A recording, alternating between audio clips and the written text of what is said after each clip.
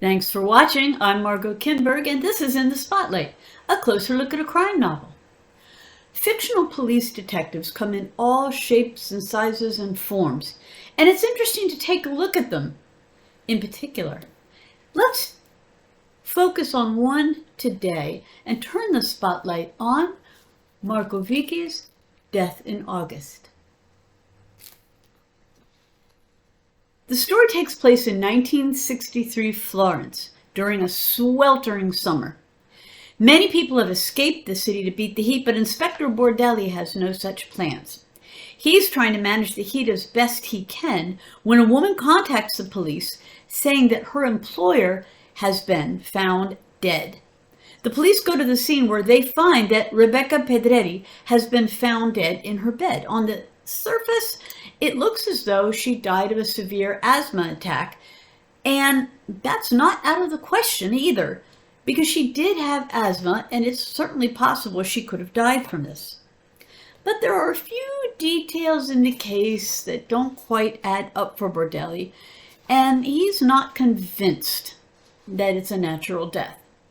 It's not long before the medical examiner's office determines that Signora Pedretti has been deliberately poisoned. The question is, of course, who committed the murder?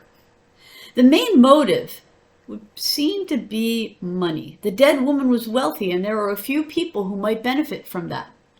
One is her brother Dante. He's an eccentric older man with an interest in science and philosophy. He knew his sister was wealthy too, so it isn't out of the question that he'd have a motive.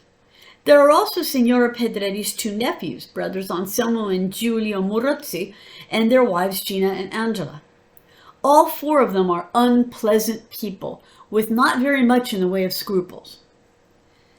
Bordelli and his team also have to consider Maria Signora Pedretti's companion. She might have a financial motive or some other motive that hasn't even been considered. It's not going to be an easy case, though. First, Bordelli and his assistant Piras have to work out who poisoned the victim, of course.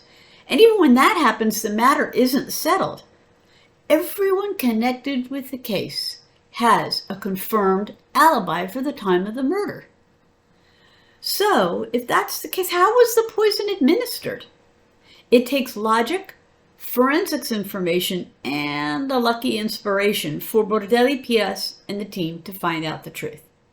In the meantime, Bordelli's aunt has asked him to check up on his cousin Rodrigo, whom he's never liked. She's worried that something's happened since he hasn't been visiting or answering his telephone. So Bordelli has a family worry as well as the case. In the end, though, we find out the truth on both plot threads. So, what are the elements in this novel? What keeps it going? Well, as I said, the detective himself is important here. The story is told from Bordelli's point of view, third person, past tense, so we learn some things about him. He's 53 and unmarried. He just hasn't found the right person. He smokes more than he'd like to admit to himself, and he has a cynical point of view.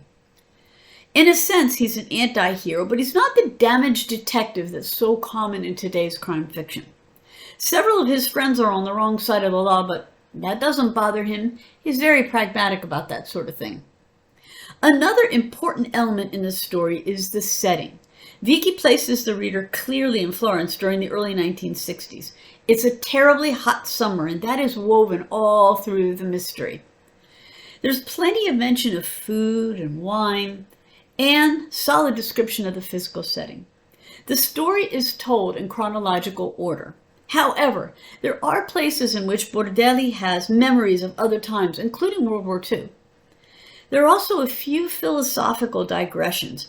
Readers who like their stories told in strict order will notice this. There's one other point. Vichi's work has been translated by the great Stephen Sartorelli, who also translated Andrea Camilleri's work. So that's something readers might possibly enjoy, especially the endnotes. Death in August is the story of an unusual murder. It's clearly set in Florence and features a disillusioned inspector and his assistant who find it impossible to let the case go. This has been In the Spotlight. I'm Margot Kinberg. Thanks for watching.